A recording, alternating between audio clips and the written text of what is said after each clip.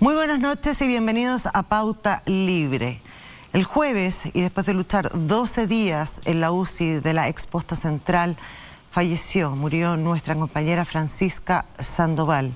Ella recibió en la marcha del 1 de mayo ahí en el barrio Meix un disparo en la cabeza. Un delincuente le disparó y la asesinó ese día a Francisca Sandoval. Esperamos de todo corazón que se haga justicia lo antes posible. Y como dijo esta semana nuestra compañera Mónica González, cuando se mata a un periodista se pone en riesgo la democracia. Le mandamos un tremendo y fuerte abrazo también a la familia y a su pequeña hija. Muy buenas noches, Alejandro Guillé, que nos acompaña aquí en Pauta Libre. Muchas gracias. Bueno, siento lo mismo que la inmensa mayoría de los chilenos, ¿no? Una mezcla de estupor, de dolor, porque nos duele, una colega joven. Pero hay que hacer el análisis frío y hay dos elementos que yo creo que hay que poner en discusión. Lo primero, ella era de un canal comunal, La Victoria. La prensa comunal es mucho más importante que lo que los chilenos creen y juega un rol de defensa de lo local, sí, que son eternamente los excluidos de las agendas nacionales porque no son temas trascendentes, entre comillas, pero que tienen relación con la vida cotidiana de las personas. Y por lo tanto, si hubiese sido un canal nacional, hoy día sería otro el escenario y probablemente algún general habría salido del cargo y varios policías y el fiscal habría tenido que dar cuenta por qué fue tan lento en la reacción. Pero era de un canal comunal, ese es un clasismo que es inaceptable. Y segundo, la reacción de las autoridades, porque el común de los chilenos que reaccione con estupor e indignación es explicable. Pero yo espero de la autoridad algo más. No ha pasado nada en el barrio Meix que diga que ahí se cometió un crimen de esta naturaleza. Nada. Una impotencia que uno siente porque todos condenan, todos lamentan, pero quien tiene que actuar no actúa. Y una vez más queda finalmente la impunidad. ¿Cómo es posible que haya pistoleros en las calles de Santiago en concomitancia con carabineros de Chile, grabados y a vista paciencia del país, y aún el cuerpo superior de la institución no dé una explicación razonable al país? ¿Qué es lo que empieza a suponer entonces uno? ¿Que el carabinero que está ahí le conoce algo a sus superiores? ¿Qué es lo que están tapando? ¿Por qué tan lenta la reacción? En Estados Unidos en 2 días se resuelve un caso como este. ¿Cuánto tiempo va a pasar en Chile? Y segundo, la lentitud de la fiscalía. El fiscal tomó esto como un caso más, y no es un caso más, es una muerte. Y lo mandó para la casa, además. Exactamente, en primera instancia. Y ya uno de los sospechosos en el rato. Y además ahora hay presunción de que todo hombre armado en la calle podría ser a fogueo. Mire cómo se instaló el discurso con los delincuentes. Mire la influencia que tienen. No sabemos si era una pistola, era fogueo. El delincuente dice que era fogueo. Cuando en vista y paciencia se pasan las armas unos con otros, una vez que disparan, las toma otro y se las lleva, el armero, para sacar el arma real del sitio del suceso. Y caemos como si fuéramos tontos. Pero estamos quedando en la impunidad. Yo espero, francamente, que haya un cambio de actitud. Esto no es de leyes, no es de más plata, pues se la van a robar. Esto es de querer actuar frente al crimen. Ahí tenía que haberse hecho un allanamiento general. Terminar con el comercio ambulante, terminar con las bandas organizadas y a los pistoleros que son chilenos a la cárcel y a los que no son chilenos al extranjero, a su país de origen. Pero nada ha reaccionado, nada ha pasado. Eso es lo que más molesta. Después de 13 días, después de 2 semanas del hecho. También está esta noche con nosotros desde Alemania. ¿Sí? Nuestro compañero está en Alemania. Y le damos la bienvenida a Freddy Stock. Freddy, buenas noches. ¿Y qué te pasa a ti con este asesinato de Francisca Sandoval? ¿Cómo están? Saludos grandes desde acá, donde se puede ver bien el bosque, ¿no? Hace bien de repente mirar al país en un momento tan interesante, tan vital también desde la lejanía, y ver cómo acá también se habla y se comenta nuestra propia realidad. Este asesinato no pasó inadvertido, por supuesto, no se destaca como una periodista muerta desde la dictadura, que no ocurría algo así en Chile. Y me acuerdo cuando mataron a Pepe Carrasco. Pepe Carrasco lo mataron en el 86 cuando yo estaba en el primer año de universidad, y todo lo que significó la muerte de él en un contexto también de matanza de la dictadura en esos años posteros, ¿no? de la dictadura. Y también lo que significó para cada uno de nosotros, en ese momento jóvenes, ¿no? Adolescentes, esta primera gran línea del periodismo valiente que se hizo ahí, la maestra Mónica González, por ejemplo, periodista de la cooperativa, en fin, que lograron con esfuerzo, con valentía, romper un cerco comunicacional, un statu quo que quería imponer la dictadura en esos momentos. Y hoy, con otra realidad, por supuesto, pero también siento que hay un grupo entre los cuales, en honor a estos grandes periodistas de esa década, queremos romper un cerco. Decidimos cruzar el Rubicon para romper un cerco informativo, que es el cerco del statu quo, que hoy manejan los grandes medios de comunicación en Chile. Porque en Chile se confundió o se quiso confundir la libertad de mercado con la libertad de prensa. Lo vimos perfectamente después del estallido. Lo vivimos después del estallido, las represalias que hubo para y contra periodistas después del estallido de estos sectores, de estos medios que quieren imponer su realidad, la realidad del oasis, la realidad del statu quo, la realidad en que Chile todo está bien, pero hay periodistas que hoy están entregando su vida, como la entregaron esa gran generación de periodistas, como la arriesgaron esa gran generación de periodistas en la dictadura para romper un cerco. Y hoy vaya mi homenaje, ¿no?, hacia la familia, hacia los periodistas y las periodistas que están en contra del statu quo y construyendo la realidad desde donde se vive, la realidad que impulsó el estallido social y la realidad que comandó una nueva constitución a través de una asamblea que se votó de la manera más democrática posible. El mundo está mirando lo que ocurre en Chile por estas muertes, por lo que está muriendo, pero también por lo que están haciendo gracias al coraje y la valentía especialmente de jóvenes como Francisca. Somos un ejemplo para el mundo. Construimos una asamblea paritaria con pueblos originarios para hacer una nueva constitución. Nunca se había visto esto de una forma tan intrínsecamente democrática. Y se hizo gracias al coraje, al empuje de estos jóvenes, en contra incluso de la violación de sus propios derechos humanos. Francisca es un ejemplo a seguir, vaya ella también como un estandarte a este periodismo que, repito, quiere romper nuevamente un cerco informativo.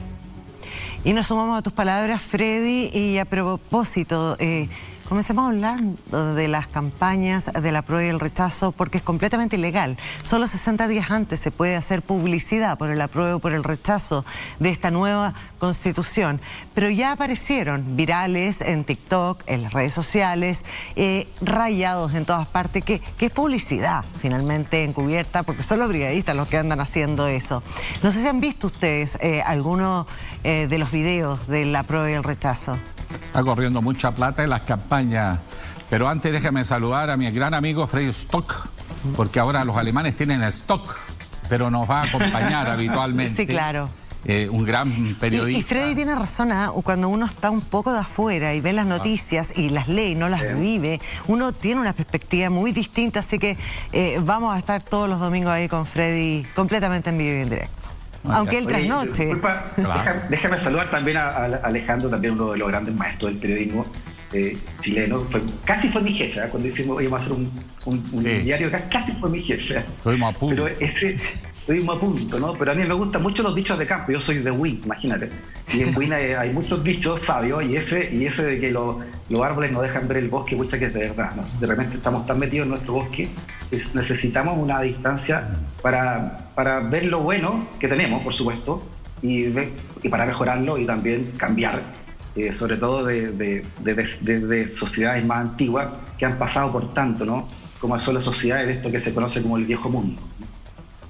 Así es, les hablaba de estas campañas del apruebo y el rechazo que ya empezaron, y los quiero invitar a ver a los dos, porque imagino que no lo vieron. Salió esta semana un video del apruebo. Miren la emotividad que tiene este video. Miren. La actual Constitución define las reglas del juego, donde ya se sabe quién va a ganar y quién va a perder, incluso antes de nacer. Aquí le traigo su juguito. Córtenla, les dije. Ya, pásame ese móvil.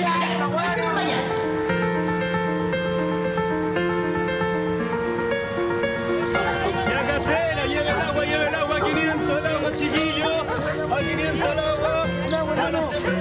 Puta nada, weón. Piola la solemne, tú cachai, en verdad, este profe es un roto culeado, weón. La más importante es que nada, pues, mis viejos están de viaje.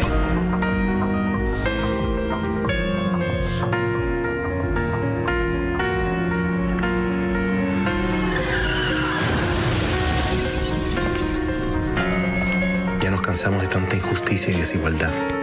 Cambiemos las reglas del juego. Cambiemos la Constitución de Pinochet. Muy sencillo, muy bien hecho, con alta producción y muy pensado, porque lo que se está viendo ahora es muy parecido, Alejandro, a, de verdad, al plebiscito del 88. Los conceptos son súper claros. El apruebo está por cambiar la Constitución de Pinochet y por cambiar las reglas del juego en esta sociedad y hacerla más igual. Y la del rechazo, por supuesto que se agarra de los artículos que han salido, de lo que se ha conocido, de este texto final que va a salir de la nueva Constitución, y es como un poco la campaña del terror, la del sí en el plebiscito.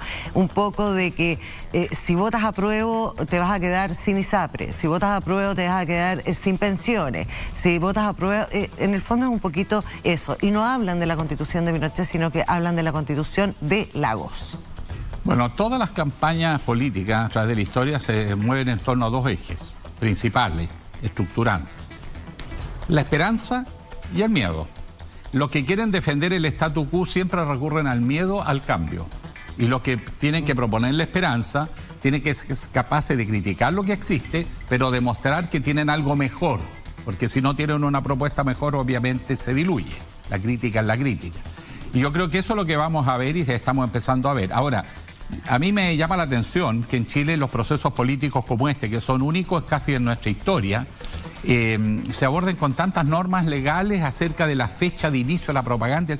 Si esto es de materia de debate diario, lo legal. Esto es perfectamente legítimo que un ciudadano esté a favor o en contra y que dé sus razones y que el público lo sepa. Hay muchos mitos en torno al proceso constituyente. Primero porque toman debates que están muy radicalizados y pasados como 5 pueblos, pero que son a nivel de discusiones en comisiones. También pasa eso en el Congreso.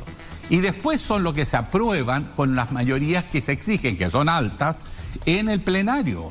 Y se corrigen de una manera muy significativa.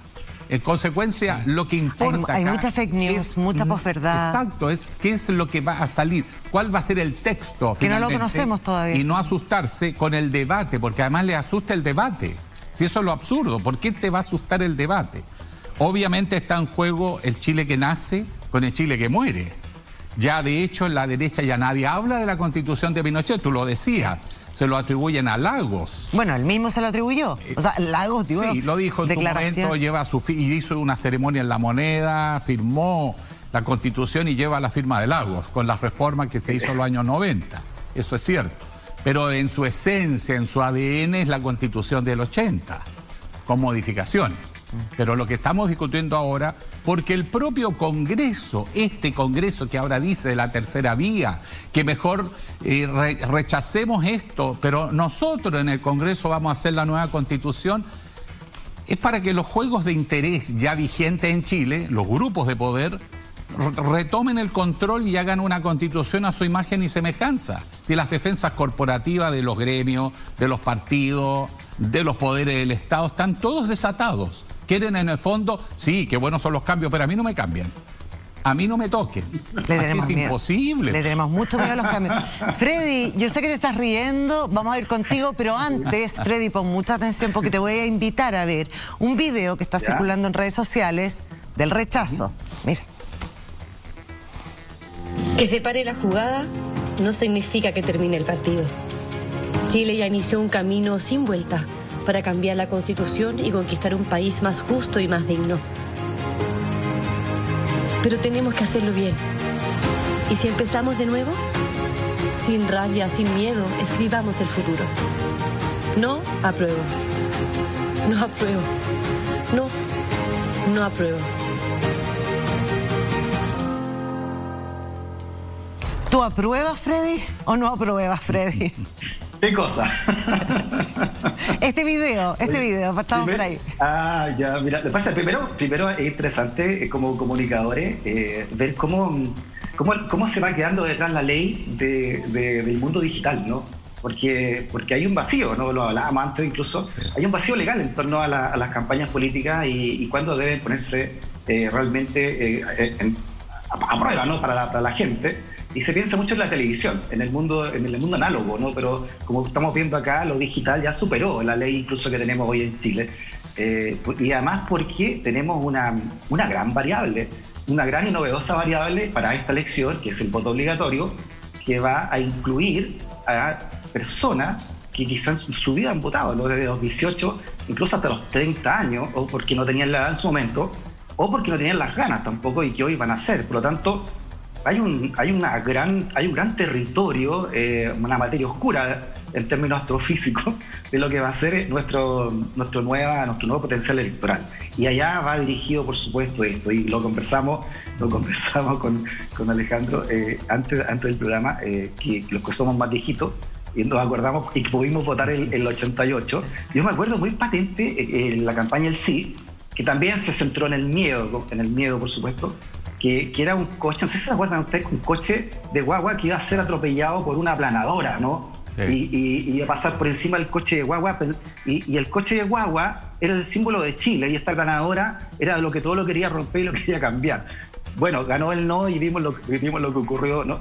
Entonces, me parece que nuestra derecha comparado también con derechas más modernas, que está muy anquilosada en la defensa de sus privilegios más que en la construcción de un ideal de país. Y a eso demuestra lo que alguna vez incluso Vargas Llosa, en un momento lucidez, dijo que era una derecha cavernaria la de Chile, y la que también otros pensadores de derecha chilenos, como Hugo Herrera, profesor de filosofía del derecho, doctor de filosofía del derecho, criticaba en la postura de ponerse detrás de un sujeto como José Antonio Kast y el pinochetismo nuevamente como su telón de fondo. Creo que hay una, por supuesto, de aquí al 4 de septiembre, la derecha, o el statu quo, si queremos, ¿no? El partido del orden, el que no está de acuerdo con los cambios, como dice Alejandro, claro, cambiemos, pero nunca tanto, ¿no? Cambiemos, cambiemos la Constitución, pero cambiemos el Areal helvética, ¿no? Pero no tuvimos el fondo, que es lo que la gente pidió, ¿no? El que el pueblo y ahora los pueblos chilenos pidieron a través del estallido social. Yo espero que de esto salga realmente lo que Chile necesita, que es una derecha sintonizada también con los cambios, porque es imposible tener una sociedad sin cambios, es un anatema, no existe una sociedad sin cambios, y en eso también creo que está al debe, ¿no? La construcción de una derecha chilena realmente ideológica, y no que defienda solamente los privilegios o defienda lo atávico, la élite atávica a la cual pertenece, o aquellas personas que pueden ser cooptadas o no por este gran poder económico y que vienen siendo parte también de esta élite o de los hijos de, ¿no? Que se sembró también en torno al periodo de la Concertación. Va a ser interesante los bandos que se van a formar, porque todo plebiscito obliga a tener un bando, ¿no? Por definición. Veamos quiénes van a quedar en un lado y en otro. ¿Quiénes van a quedar en el bando de José Antonio Kast? ¿Cuánta gente, por ejemplo, de la ex Concertación va a quedar en el bando de José Antonio Kast cuando tengamos que votar esa nueva Constitución el 4 de septiembre? ¿Y qué va a pasar con los amarillos también? Claro, no, muchos dicen... está con hepatitis, parece, porque están poniéndose todo amarillo. Mira, están con bilirrubina. En el año 1920 Chile vivió algo parecido, ¿no? Y se levanta la candidatura de varios candidatos de izquierda, de Radical Obrera, incluso porque están empezando a transformarse los partidos obreros en fuerzas políticas, con distintos nombres que no son los actuales todavía, pero dentro de la propia oligarquía o derecha tradicional surge un candidato que es el León de Tarapacá, Arturo Alessandri Palma, que dice: reforma o revolución. Entendió que Chile requería un nuevo orden social. Y curiosamente, la oficialidad joven de la Fuerza Armada respaldó ese proceso, y si no es por ello, no habría habido reforma y quizás qué situación habríamos tenido. En el ruido sal. En efecto. Bueno, han pasado los años y ahora estamos enfrentados al mismo dilema. La clase política dice ahora, mejor la tercera vía. Rechacen lo que hizo la convención y nosotros el Congreso lo vamos a hacer. Yo fui senador, no me vengan con chistes. Estuve 8 años y jamás escuché una real voluntad de cambiar la Constitución, ni de la derecha ni de la izquierda.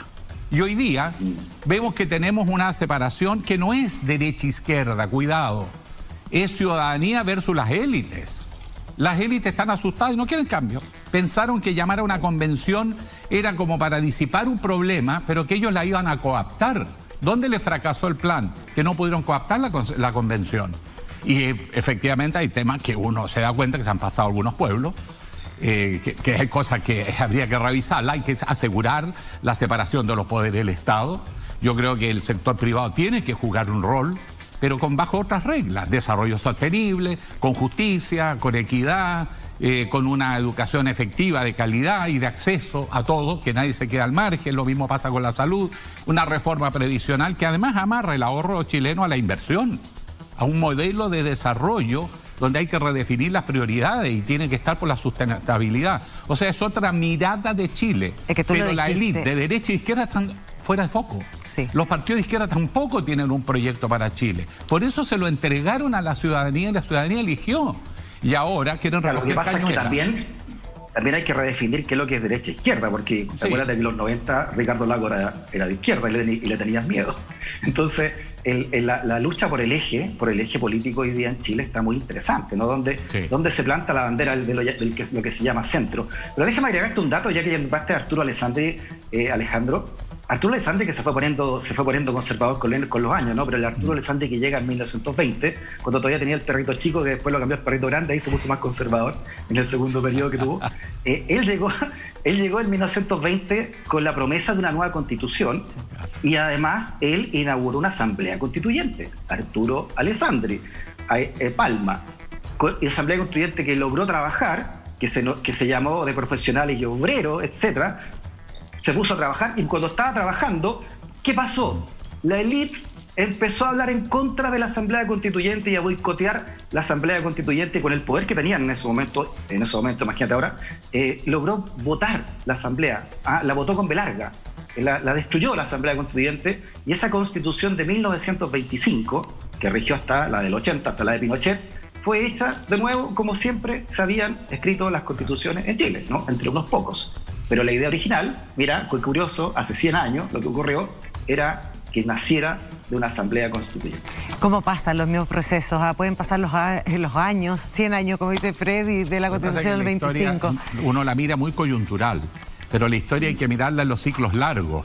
Lo que Brodel hablaba, ¿no?, de la historia larga. Esto que está pasando en Chile es un proceso que se inicia a comienzo del siglo pasado con la cuestión social y que no termina de resolverse hasta el día de hoy. Sí, la gente en la calle, incluso la gente en la calle no grita nueva constitución. La gente gritaba fin del abuso y la desigualdad. Sí, eso es lo que la gente reclamó. Fue la élite política la que le ofrece elaborar una nueva constitución a través de una asamblea constituyente y le ofrece un plebiscito y construir este proceso. Y ahora que ve que se le escapa de las manos, lo quiere destruir. No, pues. Y todavía no tenemos el texto final. Ya nos quedan 4 meses y seguro vamos a seguir hablando en los próximos programas de Pauta Libre de estas campañas y de estas encuestas también, que hay como un empate técnico, así que lo vamos a estar desarrollando. La encuesta. No sé, pero hace falta hincarle el diente a la encuesta, ya, pero vamos, bueno, en fin, hay tanto que hablar. Freddy, Dale. Alejandro, los quiero invitar porque hoy día vamos a hablar del sistema judicial y vamos a hablar específicamente de la Fiscalía, de qué pasa con la Fiscalía. Y para eso tenemos invitado al presidente de la Asociación Nacional de Fiscales, que va a estar con nosotros, Francisco Bravo. Y hay muchas preguntas que hacerle, así que les propongo que nos separemos minutos y ya estamos de vuelta aquí en Pauta Libre.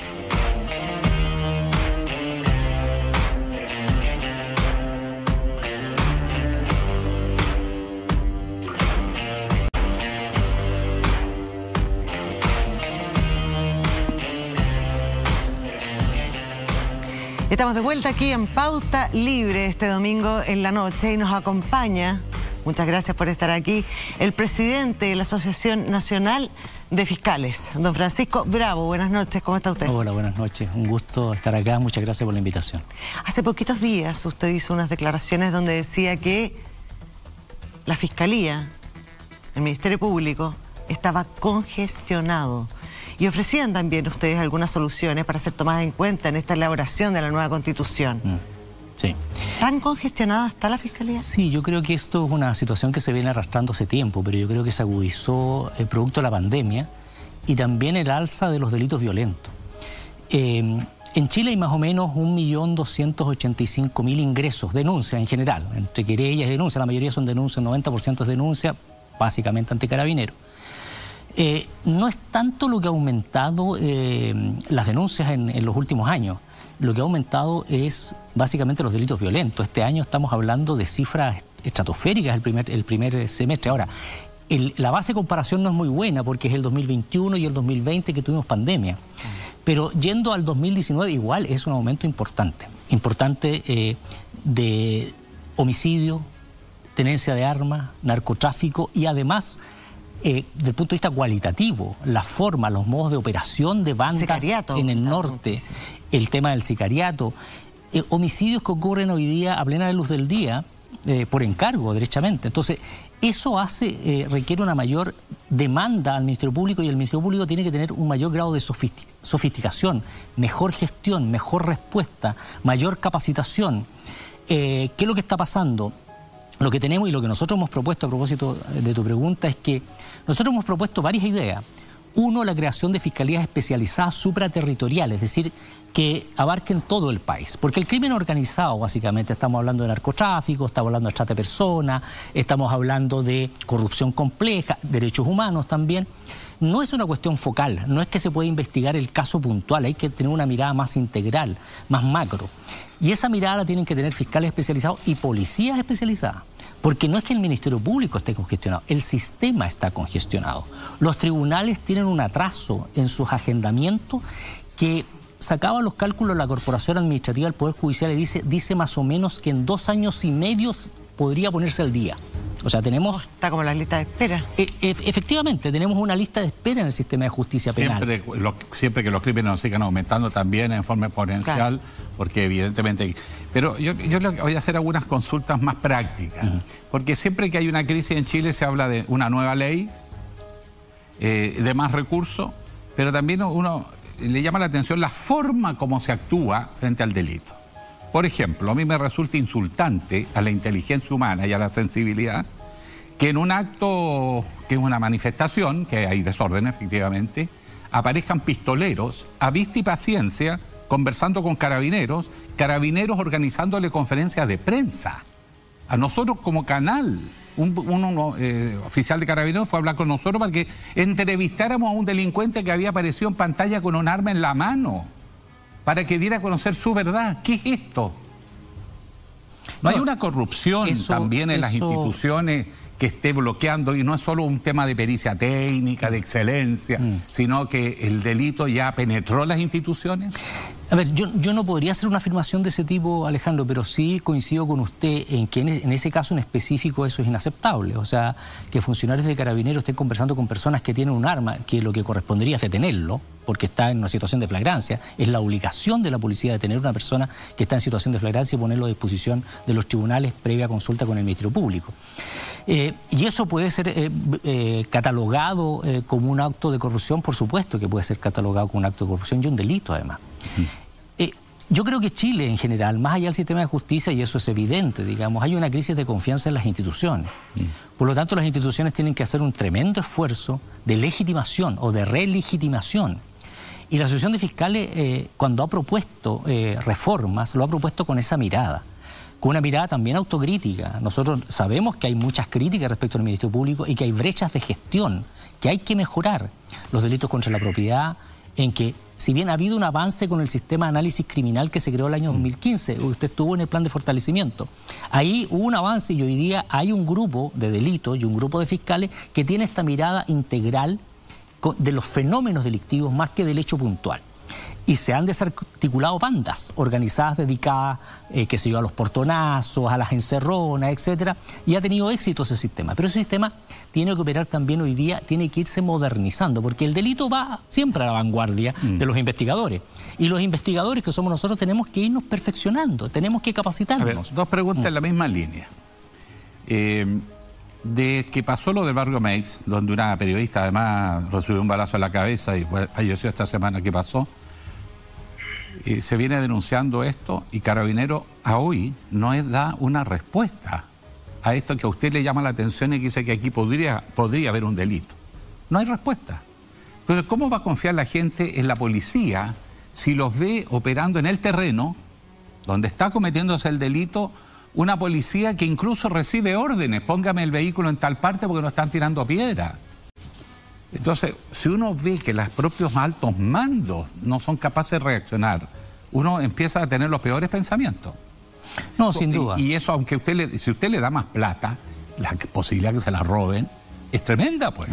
Si tenemos 2 escándalos a vista y paciencia del público, la mayor defraudación al fisco en la historia, cometida por Carabineros. Mire, Alejandro, a propósito de su pregunta, una de las propuestas que hizo la Asociación de Fiscales, producto de un proceso interno democrático en que participaron cerca de 100 fiscales con la guía de la Facultad de Derecho de la Universidad de Chile, lo hicimos en mayo a julio del año pasado, una de las propuestas fue que los fiscales tuviéramos incidencia en la fijación de metas y objetivos de la policía y tuviéramos participación en las evaluaciones, en el terreno investigativo, obviamente, digamos, no tenemos nada que ver en el tema de la prevención y la seguridad pública, pero sí en relación con las cuestiones investigativas.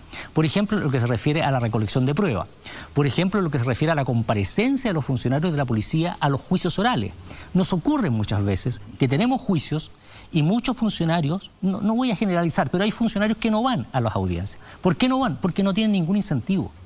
Y porque sus mandos, los superiores, tampoco les resulta, por así decir, beneficioso, ni siquiera desde el punto de vista de su calificación, el que un funcionario vaya a un juicio. Y muchos juicios se hacen a veces sin funcionarios de Carabineros que son clave para probar un delito.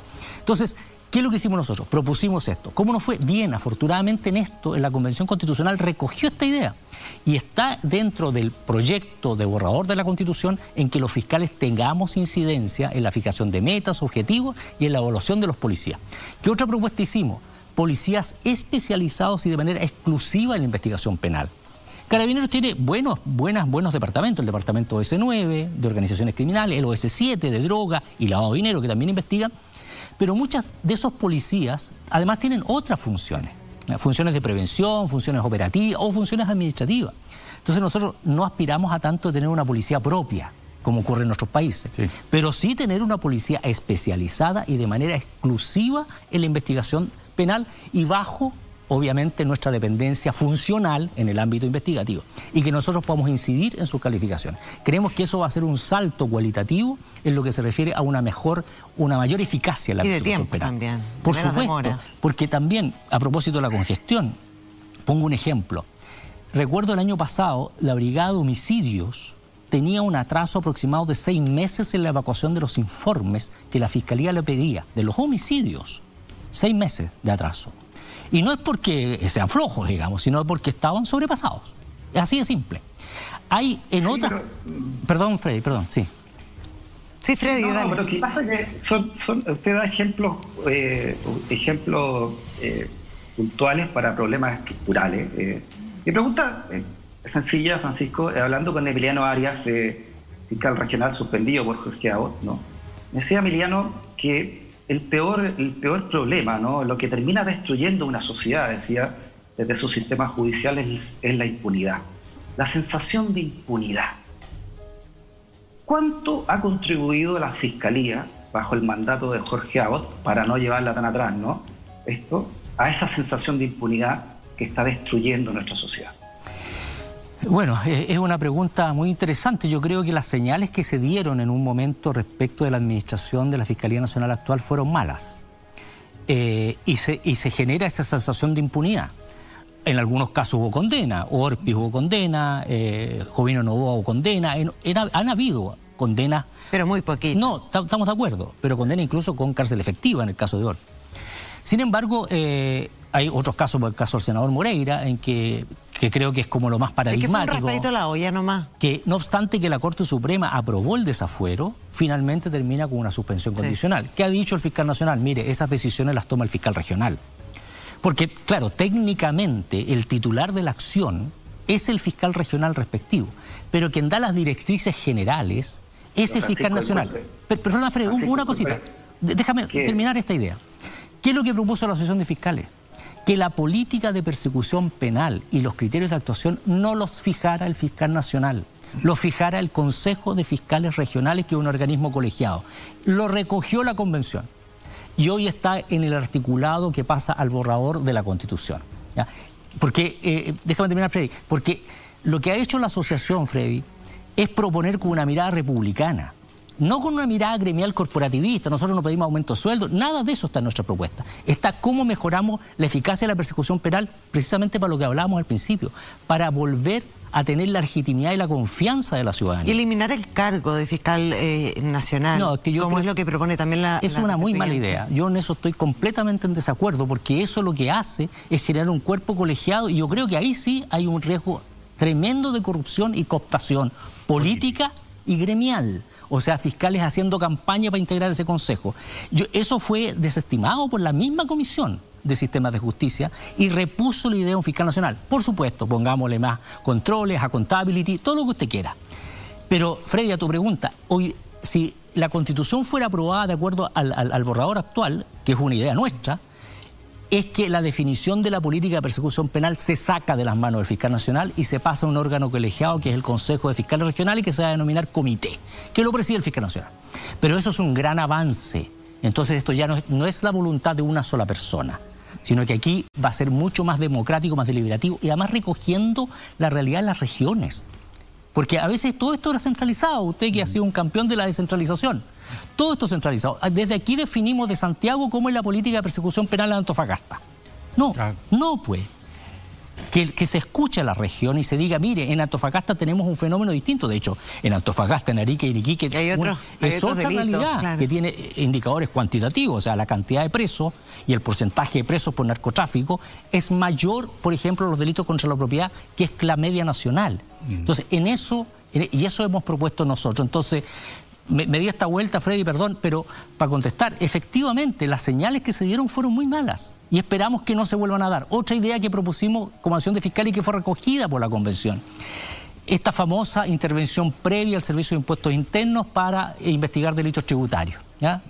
Bueno, eso en la nueva Constitución viene corregido, en el borrador, viene corregido. Fue una cuestión que nosotros planteamos como asociación. O sea, no tenemos que esperar la denuncia de aduanas para los delitos aduaneros o el servicio electoral para los delitos electorales o tributarios del Servicio de Impuestos Internos. Podemos investigar prescindiendo de la comparecencia de esos organismos públicos. Freddy. Francisco, en octubre el fiscal nacional cumple 75 años, por lo tanto tiene que abandonar anticipadamente los 8 años que tenía como por ley, ¿no? Por lo tanto, lo más probable es que se elija un nuevo fiscal o una nueva fiscal a la vieja, a la Suanza antigua, antes de la Constitución que vamos a votar, por supuesto. ¿Cómo le gustaría a ustedes, o a usted en específico, que fuera ese próximo o esa próxima fiscal nacional de acuerdo al trabajo que realizó Jorge Auque? Bueno, eso como experiencia. Primero que cambie el mecanismo de elección. Sí. Y eso también viene, entiendo, en el borrador de la nueva Constitución. No puede ser que sea el presidente, la Corte Suprema. Pero no va a ser así. No va a alcanzar a ser así. Y lo que nosotros propusimos, Freddy, fue que también, ojalá, el próximo fiscal nacional o la fiscal nacional tenga experiencia en la litigación y en las investigaciones. O sea, no es una cuestión de endogamia, sino que entendemos de que esta es una cuestión bien especializada y técnica, ¿eh? Entonces necesitamos personas que hayan tenido experiencia, o sea, que se respete, entre comillas, como la carrera. Mérito, cero conflicto de interés. O sea, aquí no puede haber una persona que tenga conflictos de interés, porque un pariente esté siendo investigado directo o indirectamente. O sea, hay que eliminar cualquier sombra de duda respecto de que el nuevo fiscal nacional tiene que cumplir estándares técnicos y éticos de los más altos, porque es una autoridad nacional que tiene a cargo un tema extremadamente sensible, que es la persecución de los delitos. Y en eso yo no puedo tener un conflicto de interés. Tengo un primo mío, un sobrino, mire que está... No, eso hay que eliminarlo. Y ojalá que sea lo más transparente. Se refiere a Jorge Abbott, que dijo que no iba a seguir el caso Penta, pero lo siguió igual. Es que yo no quiero... Cambió fiscales, etcétera. Bueno, hablemos con hechos concretos. Eso no se puede repetir. Eso no se puede repetir. De hecho, lo hemos dicho, lo dije yo, Freddy, cuando me invitaron a la Comisión 6 a exponer, lo dije. Hay que terminar con esta política. Hay que terminar con esta idea de que, mire, ¿sabe qué? No, usted no va a seguir con esta causa, se la pasa usted. No, pues. Hablamos de la independencia técnica de los fiscales en nuestro proceso. ¿Y eso qué significa? Que si el fiscal nacional o el regional me quiere decir, ¿sabe, Francisco, usted no va a seguir con esta causa? Bueno, justifíquelo, motívelo. Y que esa motivación y justificación sea pública. Porque yo estoy completamente de acuerdo de que nuestras actuaciones tienen que ser controladas democráticamente y públicamente, por las vías institucionales, obviamente. Porque si no, se transforma esto en una caja oscura, en un cuarto oscuro, en que finalmente terminamos sumidos o podemos terminar sumidos en un camino sin salida derechamente hacia la corrupción. Y eso es inaceptable. Insisto, tenemos que volver a relegitimar a las instituciones, no solamente al Ministerio Público, que es una institución relativamente nueva, si el Ministerio Público va a cumplir 22 años. Entonces, tenemos que relegitimar nuestro rol y la manera de hacerlo es a través de una serie de propuestas que nosotros hemos hecho y que apuntan en ese sentido. ¿Sabes cuál es la sensación un poco, Francisco? Que cuando estaba Saad Chaguán al mando del Ministerio Público, la verdad es que fue súper valorado, fue súper conocido. Él fue una persona que, en rigor, no sé si para bien o para mal, pero se hizo muy conocida la Fiscalía y el trabajo que hacían ustedes. Pero tengo la sensación que desde la elección, que conversábamos anteriormente con Alejandro, de Jorge Abbott, como que la gente ya no tiene la confianza que tenía antes en la Fiscalía. Como que, ay, el almuerzo con el senador no sé cuánto antes de ser electo, que el desayuno, que esto, que lo otro. Jorge Abbott tampoco es una persona muy mediática, muy amable, muy cercana, no explica bien las cosas. Entonces también esta poca fe, esta poca esperanza que le tenemos a las instituciones, los chilenos, yo siento que la Fiscalía retrocedió muchos años. Sí, yo comparto en general el diagnóstico que tú haces. O sea, yo creo que aquí hubo errores en la comunicación, hubo errores en el proceso fue poco transparente, se supo de estas reuniones privadas, ahora se supo también en la misma época. Yo no creo que hoy día vengamos a descubrir, o sea, ya el 2015 se sabía de reuniones privadas con senadores que participaron después en el proceso de elección del fiscal nacional. ¿Cuál es la solución que nosotros hemos propuesto? Cambiemos el mecanismo.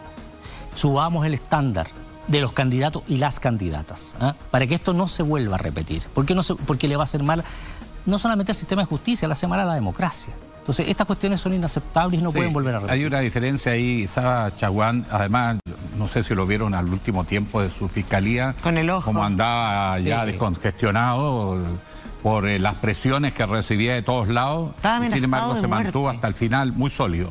A diferencia del fiscal que le sucedió, que negoció su cargo a cambio de parar las investigaciones que afectaban a los políticos y sacrificaron 2 o 3, porque si no ya esto habría sido un escándalo. ¿Te consta, Alejandro, eso? Porque tú eras senador en ese momento y votaste también en esta elección, ¿no? Sí, yo voté y después cuando me di cuenta de que todo esto estaba negociado lo empecé a denunciar rápidamente, porque además, como anécdota nomás, señor fiscal, me colocaron un fiscal siguiéndome toda la campaña presidencial. Porque cuando empecé a hablar por una serie de defectos que critiqué a la Fiscalía, tenía un fiscal y cuando terminó la campaña se acabó y se diluyó y nunca más supe. Pero el poder te aprieta, ¿no? Pero yo quiero meterle en otro tema. Para hacer una pericia técnica se requiere personal de alta especialización. ¿Qué siente usted cuando la Policía de Investigaciones, en un incidente interno, en un operativo, una funcionaria sale corriendo, un funcionario sale detrás, recibe un disparo en la espalda, a boquejarro, y la policía dice que fueron 2 muchachos que estaban al frente, que no tenían ni siquiera antecedentes policiales, lo que le habrían disparado? Y llevamos no sé cuántos meses, ya casi un año, investigando el caso. La institución no ha hecho ningún gesto a la familia de la policía. Han sido incapaces de identificar al autor. ¿Qué siente usted como fiscal? ¿Dónde está la falla ahí? Bueno, lo que uno siente, por supuesto, es frustración y también indignación, porque la policía son los brazos operativos de los fiscales. Nosotros nos vamos al sitio del suceso, nos recogemos evidencia, nos hacemos los peritajes. Buena parte de las investigaciones en la práctica son, bajo nuestra dirección, hechas por las propias policías. Entonces, si una policía le dice a uno, mire, esto fue de determinada manera, y después descubre que en realidad no fue de esa manera, y tenemos casos en el sur, en la Araucanía, un caso emblemático que fue descubierto por los propios fiscales, donde descubrimos que había un montaje. ¿Ya? De la policía, Carabineros de Chile. Exactamente. Ojo, con apoyo del Ministerio del Interior. Sí. Bueno, subsecretaría. Más lamentable, yo creo que hay que valorar lo que hicieron los fiscales de la Araucanía, que ellos descubrieron esto y dijeron, mira, a ver, ¿qué significa esto? Y usted recuerda que hubo un intento de allanamiento en Carabineros y un general... ¿Lo impidió? No, y un general bastante en una expresión, yo diría, hasta sediciosa, el general Blue, para decirlo con nombre y apellido, habla de que y dicen, no, nosotros no vamos a aceptar que nadie entre acá. Bueno, eso evidentemente genera una tremenda frustración. El oficial que cruzó ahí los vehículos está activo. Bueno, eso es inaceptable. Entonces, por eso nosotros decimos, a ver, ¿cómo resolvemos esto? Propuesta. Los fiscales tenemos que tener incidencia, no solamente en la fijación de objetivos y metas de los funcionarios de la Policía de Investigación y Carabineros, sino que en la evaluación. Esa es una manera de tener un mayor control, independiente de otros controles, digamos, controles democráticos, políticos, lo que quieran, y de las responsabilidades que puedan asumir los altos mandos de las dos instituciones. Pero eso es una manera en que yo creo que podemos avanzar. La pregunta que me hacía Alejandro respecto de lo que ocurrió en la zona sur de Santiago, de este incidente, entre comillas, en que fallece lamentablemente una joven policía, también pues es una cuestión inaceptable. Entonces uno dice, bueno... Pero fíjese, no ha pasado nada. El gobierno central, porque en un caso así, el presidente de la República puede llamar al jefe del servicio y hoy día lo puede cambiar, lo puede destituir. ¿Cómo es posible que un incidente que todos sabemos lo que ocurrió? Fue un accidente, no hubo mala fe, no hubo intencionalidad, fue un accidente, se le escapó un tiro y le pegó a la colega en la espalda y la mató. Terrible, pero fue un accidente. Una explicación razonable al país habría permitido incluso eso, que ya estuviese resuelto. Pero el ocultarlo, el demorar la tramitación de los papeleos y de las pruebas y de las pericias, el cambiar personal, el no aplicar medidas preventivas. O sea, aquí ya se nota una suerte de confabulación para que no se llegue al resultado. Entonces, ¿qué le dice a la ciudadanía si no son capaces de aclarar un tema que en cualquier país desarrollado del mundo lo resuelven en 24 horas, llevemos más de un año o casi un año, y para la humillación además de la familia, de la policía, ¿qué pensará el resto del personal? No, son pésimas señales. O sea, aquí hay que siempre caminar hacia más transparencia y aclarar las cosas, digamos. Hay que asumir los costos, naturalmente, si eso, nada en esto es gratis. Pero lo mejor es la política de la transparencia, de la verdad completa, digamos, todo sobre la mesa. Y eso, como usted dice, quizás hubiera resuelto el tema hace mucho tiempo. Y en 24, 48 horas ya despejado, con el dolor que significa para la familia de esa joven policía, pero por lo menos la verdad siempre es sanadora. Y eso ayuda a recuperar las confianzas de las instituciones que están mal. Exacto, y hacer las autocríticas que corresponden. Fallaron los protocolos, bueno, revisemos los protocolos, pero también revisemos los protocolos justamente para aclarar ese tipo de situaciones y también para hacer efectivas las responsabilidades, porque aquí hay responsables. O sea, no puede ser que alguien diga, no, mire, ¿sabe qué? Aquí no hay nada. Busquemos y hagamos efectiva la responsabilidad. Y no solamente la policía que estaba ahí, sino que también de ahí para arriba. Sí, porque... Ahora quiero destacar, porque lo estamos acosando, fiscal, no es una cosa contra la Fiscalía. En Iquique tuvimos una buena experiencia con un crimen que cometió esta semana, que la policía prácticamente en 48 horas tenía resuelto el caso. Eso demuestra que se puede, porque los estándares de las policías modernas, que hay ciertos tipos de hechos que se resuelven muy rápido. Aquí pasará nada. Pero está ocurriendo otro fenómeno que se lo quiero poner en la mesa, que me preocupa tanto como el resto. La formación de pandillas de adolescentes cada vez más violentos, que no necesariamente están coordinados entre ellos, no necesariamente, puede que estén dirigidos por adultos, no sé, es probable, pero son adolescentes. En muchos asaltos a los automóviles, en asaltos a locales comerciales, se ve que son adolescentes. ¿Cómo se hace? En las escuelas están apareciendo estas pandillas amenazando a la directora de la escuela, a los profesores, y en muchos casos, me consta, porque yo tengo un hermano que es director de escuela o fue director de escuela, concomitancia de los padres, porque le pone una mala nota al hijo, el hijo patea al profesor y después llega el papá a volver a golpear al profesor y nadie dice nada, porque si no evalúan mal al profesor, porque el profesor no fue capaz de imponer el respeto. Imagínense la situación en los colegios vulnerables, que trabaja con población donde pueda haber eventualmente delincuencia. Con todo este escenario, ¿qué está pasando con esas pandillas? ¿Quiénes son? ¿Les han pillado la pista? ¿Son tan individualizadas? ¿Son solo jóvenes? ¿Hay adultos manipulando? Pero hablo de las pandillas de adolescentes.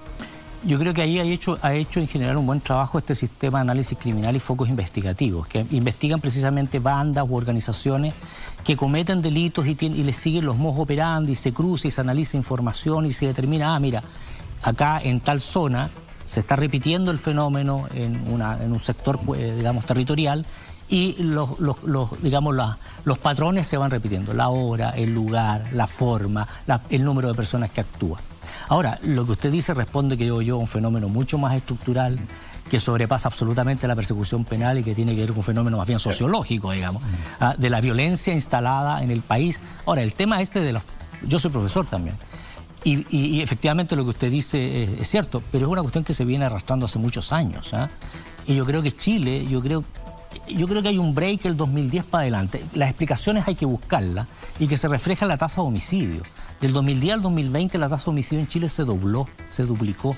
Pasamos de un 2 punto y tanto cada 100.000 a un 5 punto y tanto cada 100.000 habitantes. Pero además las tasas de homicidio no solamente se doblaron, el 60% de los homicidios son cometidos por armas de fuego. Y ahí tenemos otro gran problema, el del control de las armas de fuego. Y todos estos además están ligados generalmente al narcotráfico. Tenemos un tercer problema, el narcotráfico. Entonces esta triada, como lo denomino yo, armas, homicidio, tráfico de droga, hay que verla y enfrentarla con una mirada más global. Y para eso, una de las propuestas, vuelvo al principio, perdón por ser majadero, fiscalías especializadas supraterritoriales, que lo planteó el fiscal Chaguán a propósito, hace, no sé, 10 años atrás, y hubo un proyecto de ley que en definitiva no fue aprobado. Freddy, perdón. Usted sabe que los fiscales no pueden trabajar si no tienen al lado una policía que haga un buen trabajo, ¿no? Por cosas evidentes. En algún momento, y a propósito que sacó también el caso Huracán y otras corrupciones, incluso éticas como la violación de derechos humanos, puntualmente Carabineros. En algún momento se habló de refundar Carabineros. Pero usted sabe que parece que con otra cosa, con guitarra, después se quedó como replantear o reformular. Se cambió lo de refundar por otras palabras más suaves, ¿no? También empiezan con R. Usted, como presidente también de los fiscales, ¿qué preferiría con Carabineros? ¿Una refundación o una reformulación? ¿Con qué quedaría más contento? Es que yo creo, Freddy, que el tema de las etiquetas o de los nombres... Pero usted sabe que apunta. A ver, una cosa es reformular y otra cosa es refundar. Tener una nueva policía de distintas formas, ¿no? Un escalafón único, etcétera, etcétera. Claro. Todo lo que significa, ¿no? La refundación de un concepto, ¿no? No, sí lo entiendo. Pero desde la mirada nuestra, o sea, de la mirada de la persecución penal, que no tiene que ver mucho con la prevención, porque obviamente Carabineros, por ejemplo, actúa más en relación con lo que se refiere a la prevención. En ese ámbito, como asociación de fiscales, nosotros no tenemos un pronunciamiento, más allá de las opiniones individuales, digamos. En el ámbito de la persecución, que es el ámbito que nos compete directamente a nosotros, lo que nosotros hemos planteado, Freddy, es que lo que hay que hacer es que hayan unidades especializadas de manera exclusiva a la persecución penal. Y en ese ámbito, autónomas del alto mando institucional. No, ni siquiera. Llega la orden de arriba. Pero ni siquiera eso, Alejandro, nosotros fuimos bien modestos, nosotros no aspirábamos a policía propia. Pero que sí nosotros tuviéramos incidencia, le insisto, en los objetivos, las metas, la evaluación. Y yendo más derechamente a la pregunta que hace Freddy, capacitación, por supuesto, capacitación permanente en derechos humanos, sin duda. Y no solamente a las policías, también los fiscales tenemos que capacitarnos en derechos humanos. ¿Y tienen capacitación en este minuto? Tenemos una capacitación un sistema de capacitación muy precaria. Y ahí nosotros, otra propuesta de la Asociación de Fiscales, creemos una academia, así como existe la academia judicial, para ser juez. Usted tiene que capacitarse primero en un periodo aproximado de 8 meses para ser juez. Para ser fiscal no requiere una obligación de capacitación. Obviamente no le exige si tiene un diploma, tiene un magíster, es mejor, es saludable, pero no es obligatorio. Entonces, hemos planteado que se cree una academia de fiscales y funcionarios del Ministerio Público para que haga una capacitación previa al ingreso, pero luego una capacitación permanente, la formación continua. ¿Ya? Que cada cierto tiempo los fiscales nos capacitemos. Hay fenómenos delictivos nuevos, por ejemplo, ciberseguridad. Todo el tema del cibercrimen, ¿no? Es una cuestión que va evolucionando a pasos agigantados todos los días. Trata de personas, trato de migrantes, los fenómenos delictivos del narcotráfico, etcétera. Crimen organizado. Hay fiscales que, que son... Le cambio la pregunta. Sí, perdón. Déjeme cambiar la pregunta, Francisco. De acuerdo también a lo que hablaba recién Alejandro, ¿no? De los casos que hemos visto, de los casos que estamos sufriendo también. ¿Cuánta corrupción existe hoy en las policías que impide un buen trabajo de la Fiscalía? No podría contestarle a ciencia cierta eso, lo que ha ocurrido. Usted representa a los fiscales, pues. Lo que los fiscales le dicen, lo que usted ha visto, ¿no? La praxis, la pragmática de hoy, de Chile de hoy. Hay un caso que es público y emblemático, es el caso del megafraude que hoy día está en juicio. Empezó el juicio con el fiscal Campo, que yo creo que es reflejo de una situación vergonzosa desde el punto de vista, pero particularmente de un sector del alto mando. Yo creo que en Chile hay, no sé, cerca de 50.000, 60.000 carabineros. Yo creo que sería injusto teñir a todos o a todos señalarlos con el dedo de que son corruptos. Yo creo que sería muy injusto. Hay un sector que está hoy día siendo juzgado, digamos, que claramente pero son estamos hablando. No es. Exactamente. No es la tropa, eso, no es oficial para abajo, creo que es lo que tiene mejor carabinero hoy día. A eso voy, que específicamente son sectores, son oficiales, que se aprovecharon de sus posiciones de poder para defraudar al Estado, no sé, 30.000 millones de pesos. Y además defraudarse entre ellos, porque ahora tienen el tema de esa cooperativa. Exactamente. En esa lista, porque está lo del seguro. Exacto, entonces... Veamos cómo concluye lo de MEX, veamos cómo concluyen otros casos también. Bueno, la señal tiene que ser clara, o sea, el fenómeno de la corrupción no puede tener más que una respuesta enérgica de parte del Ministerio Público y de parte de todo el Estado. No puede haber impunidad, en eso no puede haber señales equívocas.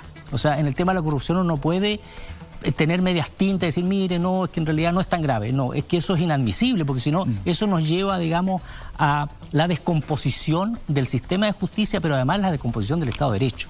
Y eso es una cuestión que nosotros no podemos permitir, digamos. Francisco Bravo, presidente de los fiscales, hoy día nos acompañó aquí en Pauta Libre. Esperamos que la convención o que esta nueva constitución tenga todos los cambios que ustedes están pidiendo, así poder hacer una mejor fiscalía. ¿Parece que va bien eso, el diálogo con la convención? Sí, nosotros hicimos un trabajo bien intenso, hablamos con más de 90 convencionales, por ley del lobby obviamente, y hubo una buena recepción. Yo en general sentí de que se escuchó los planteamientos nuestros y efectivamente muchos de esos planteamientos fueron recogidos. Digamos, lo que viene hoy día en la Convención Constitucional respecto al Ministerio Público no es nada que uno pueda decir que es una cosa que es mala, digamos, que es atroz. Digamos, hay un tema respecto a la elección de los fiscales regionales, la participación de la Asamblea Regional en la configuración de la terna, que eso hace ruido. Pero en general, el conjunto de propuestas, en la opinión nuestra, nos parece adecuado. Muchas gracias por haber estado acá, por habernos acompañado. Muchas gracias a ustedes. Muchas gracias, fiscal. ¿Quién dijo la siguiente frase? Igual. Parece a ratos un gobierno de estudiantes en práctica. Ah, un amigo mío. ¿Y sigue siendo amigo? Napoleón. No. A la vuelta conversamos con el senador y también presidente de Renovación Nacional, Francisco Chaguán. Esperemos.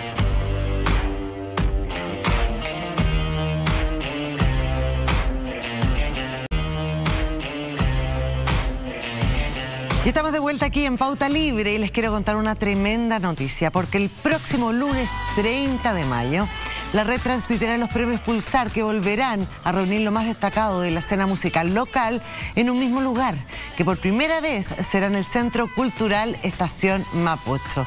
Es la octava ceremonia de entrega de galardones organizada por la Sociedad Chilena de Autores e Intérpretes Musicales, SCD.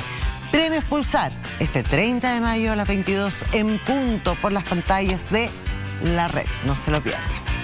Lo prometido es deuda y ya está con nosotros el presidente de Renovación Nacional. ¿Lo está pasando bien ahí? Le vamos a preguntar. Y también senador Francisco Chaguán, bienvenido. ¿Cómo estás? Buenas noches. Por lo menos aquí alguno llegó a presidente. Pues yo... Sí. De partido. Un agrado estar con Alejandro y contigo y con Freddy, ¿no? Freddy sigue al aire, ¿o no? Sí, pues Freddy, si quieres tú, puedes saludar al senador y partir con la primera pregunta, te la cedo. ¿Cómo te va? ¿Cómo está, Francisco? Yo la última vez que vi a Francisco... Estuvimos bailando árabe, ¿eh? No, estuvimos bailando, le enseñé a bailar árabe a Freddy. Tremendo. Puede hacer una demostración no. Es una de las experiencias fuertes que he pasado en televisión. Más delirante que has tenido en el programa. ¿Qué quieres olvidar? Freddy, parte tú. No, que la última vez que vi a Francisco estaba muy enojado porque con Evópoli, ¿no? Y tuvo ahí un intercambio con Luz Poblete, parece que fue en TVN, porque en ese momento Evópoli con la UDI habían elegido a Elizalde como presidente del Senado. Entonces yo quiero saber cómo están las relaciones ahí en la interna, ¿no? Si ya si sigue sintiendo rabia con su, no sé cómo decir a esta altura, ¿no? Socio o de coalición, si es que hay coalición, no sé, ¿cómo está la derecha hoy y cómo está la oposición en general? ¿Cómo lo ha visto usted? Bueno, primero contarle, Fede y Alejandro, que estamos efectivamente trabajando para tener una coordinación mínima en los temas que hice relación fundamentalmente con la agenda legislativa. Hoy día estamos viviendo un momento en que el gobierno tiene una inmovilidad legislativa y frente a eso yo he llamado a los presidentes de los partidos del sector a poner nuestra propia agenda sobre la mesa. Y eso implica poner en la Comisión de Salud la reforma a la salud. Usted hizo promesas esta semana, pero súper y ya están puestos los proyectos en tabla.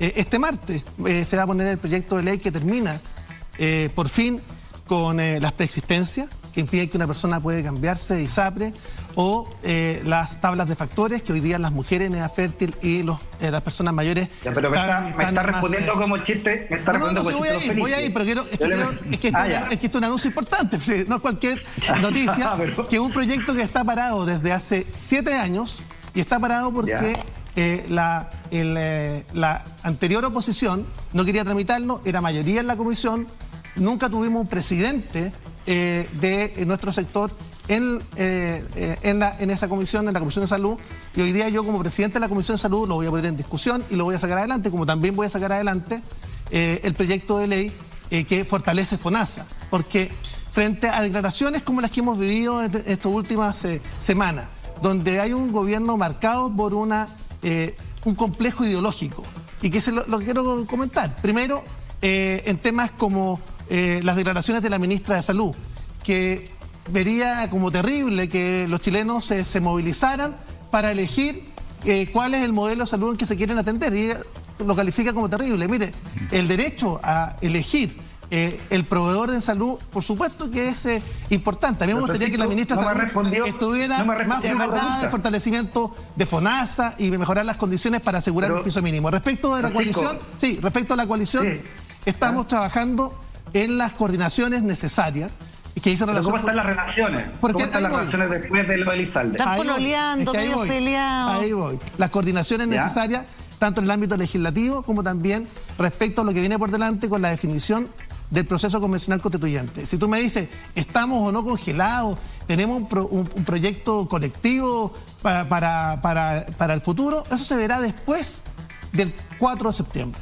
Chile se juega un partido... Pero van a estar juntos como coalición y van a tomar una posición como derecha para el plebiscito de salida. Yo les quiero contar que yo convoqué a los 4 presidentes de partido y tomamos los siguientes acuerdos. El primero es que vamos a tratar de tener una franja electoral compartida.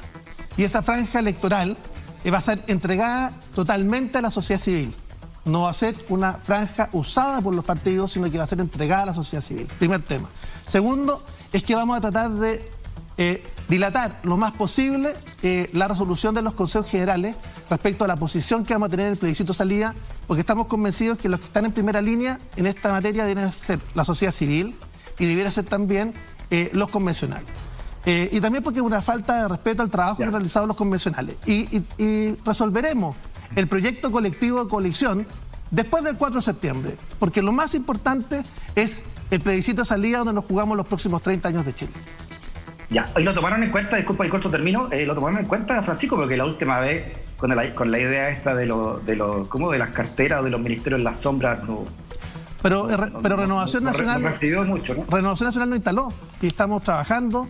Estamos trabajando con las vocerías programáticas, estamos trabajando en lo que dice relación fundamentalmente con formación y también con monitorear el trabajo también y junto con los parlamentarios de fiscalización.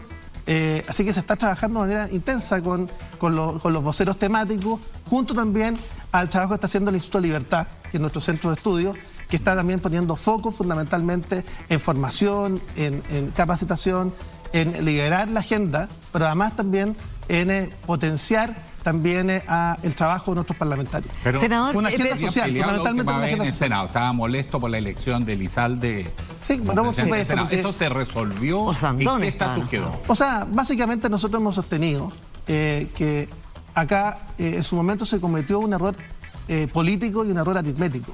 Porque nosotros no somos la mitad del Senado, somos la mayoría del Senado. Y se lo quiero señalar de la siguiente manera. Nosotros somos, el sector son 25 votos. La oposición, hoy día, o el oficialismo y parte de la oposición que actúa junto con el oficialismo, me refiero a la ADC, son 23 senadores. Hay una senadora independiente, que es la senadora Fabiola Campillay, que no vota necesariamente con ellos, y tenemos al senador Bianchi, que tampoco vota con ellos. Por tanto, hubo un error político y un error aritmético, y las mayorías, y eso es el llamado que yo he hecho a los propios partidos de nuestra coalición, para ser tales tienen que ejercerse. Eso oiga, implica... Pancho, pero usted sabe que en la política, y menos en el Senado, no hay estos errores tan infantiles, estos no son errores. ¿Qué es lo que hay detrás de la elección de Elizalde como presidente? No, yo creo que en algún minuto se pensó que Elizalde, siendo una figura del Partido Socialista, el presidente del partido, podía defender de mejor manera el bicameralismo y en medio de un proceso convencional constituyente donde está en juego fundamentalmente en los sistemas de freno y contrapeso. ¿Qué es lo que es el Senado en definitiva? El Senado en los regímenes presidenciales, no en los ejemplos que pone la Convención, que son republicanos, semipresidenciales. Requiere un sistema de freno y contrapeso y en ese contexto la idea es no refundar la República cada 4 años, sino que tener un sistema que permita justamente que una mayoría circunstancial o un líder populista que pueda tener una mayoría circunstancial en la Cámara de Diputadas y Diputados pueda finalmente tener el poder total. Por eso es tan importante que haya un sistema de freno y contrapeso que es tan necesario en los regímenes presidenciales. Me quiero quedar un poquito en el ámbito político para entrar a la convención y entrar en los temas también de las comisiones que usted preside, que las cuales está. Porque esta semana también recibió mensajes a través de la prensa, porque todo a través de la prensa acá en Chile, de Mario Desbordes. ¿Es querido en el partido? Porque él dice que lo están tratando de quiero decir con mucho cariño, yo respecto de las divergencias internas no opino a través de los medios. Pero usted es el presidente. Sí, claro, por eso mismo, no opino a través de los medios, te lo quiero decir con mucho cariño. Pero lo sancionaron, Pancho. Pero no es el sancionaron porque claro, pero no es Freddy, no es el partido, es el Tribunal Supremo del partido, que es un órgano independiente. Yo, como presidente del partido, no comento los fallos del Tribunal Supremo. Todavía es una propuesta que tiene que pasar al Pleno, que yo no sé si va a tener o no la mayoría del Pleno, porque se va o en consulta o en apelación.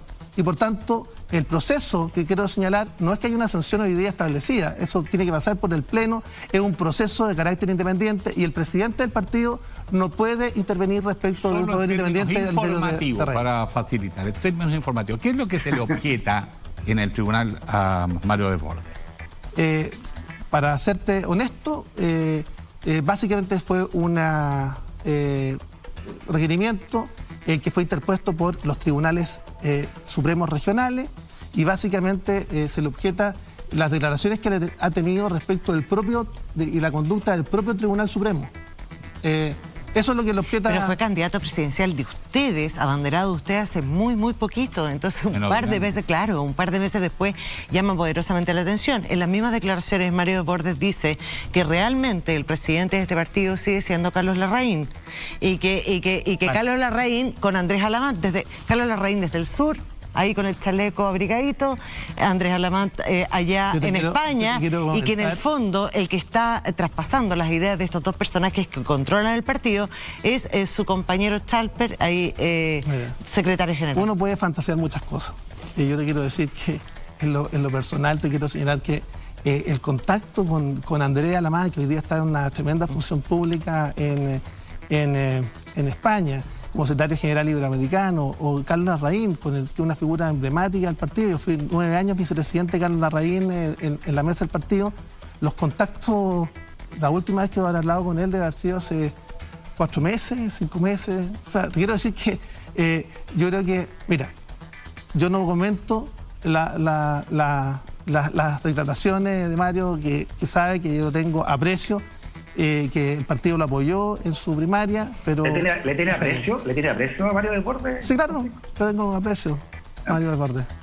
Lo quiere bien lejos. No, y le quiero contar además que en el libro que estamos publicando sobre la historia de Renovación Nacional, él está reconocido también su participación, y yo creo que fue importante su acción como presidente del partido en el acuerdo del 15 de noviembre que permitió una salida institucional a una crisis política de envergadura, donde básicamente estaba en riesgo nuestra democracia. Así que yo en ese contexto, vuelvo a insistir, no hay temas personales, pero yo no comento la divergencia interna. Es bueno para el partido. Usted es presidente de Renovación Nacional. Es bueno para el partido que a cuántos meses, a 3, 4 meses, el 4 de septiembre, se suspenda por un año a Mario Desbordes. O sea, ¿Es bueno, ¿Es bueno para la causa? O sea, no, más allá de lo que, más allá del pleno, la cuestión. Lo que dijo el Tribunal Supremo.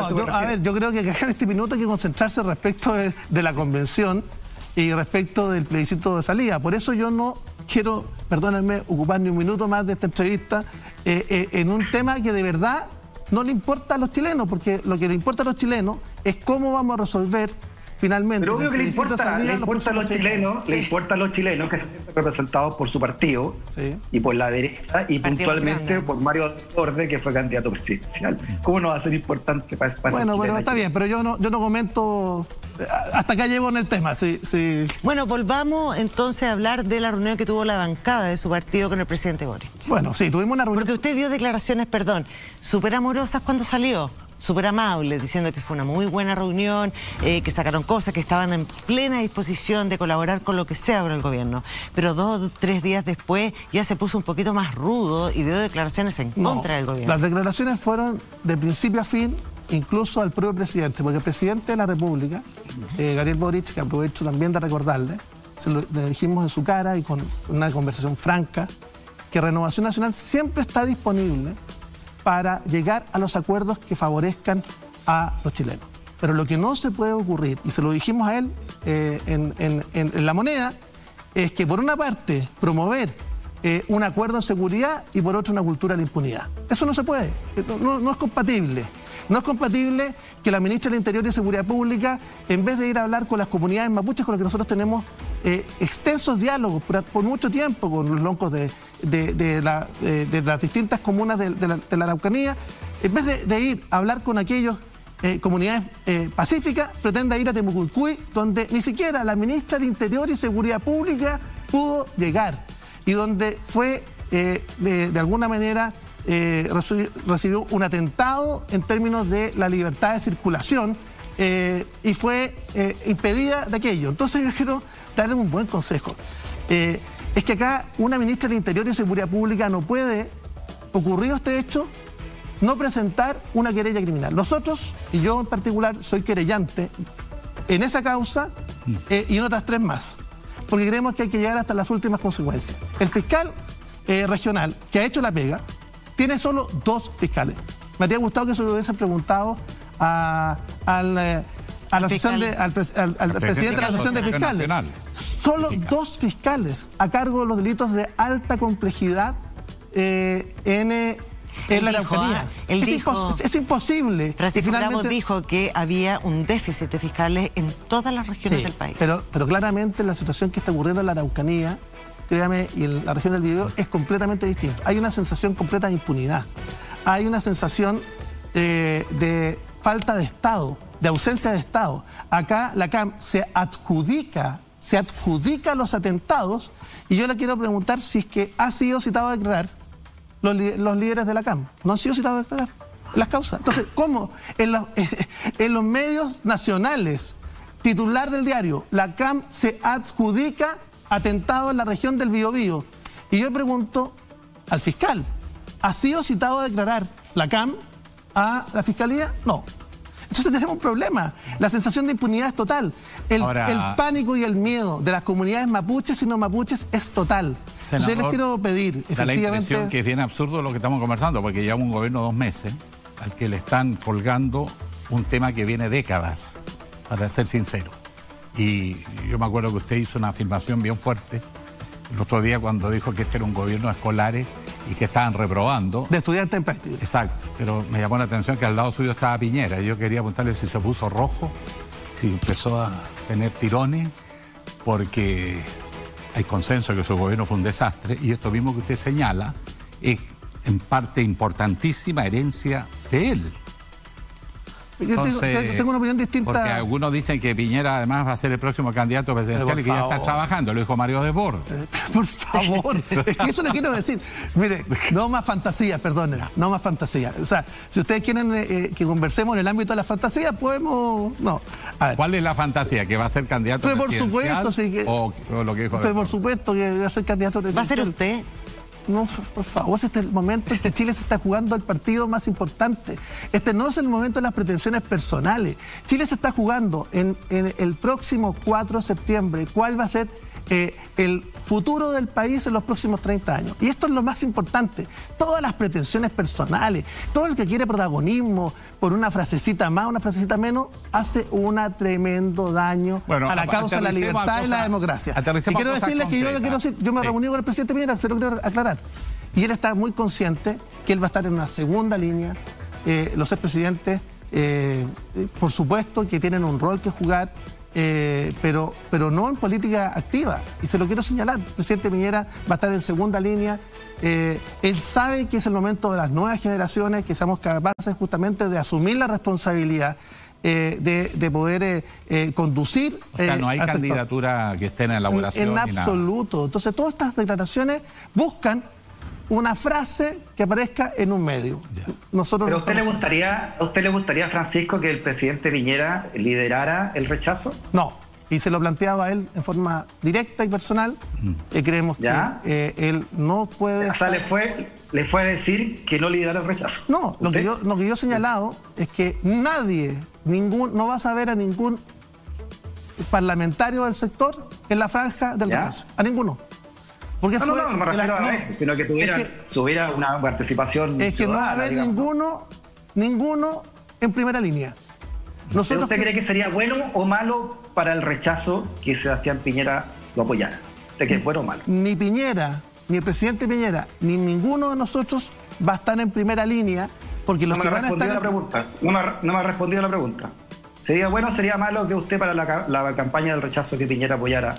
No es bueno para la campaña del rechazo cuando Renovación Nacional adopte la decisión que será en junio y que será participativa, con consulta a la militancia, y será el Consejo General el que adopte la posición.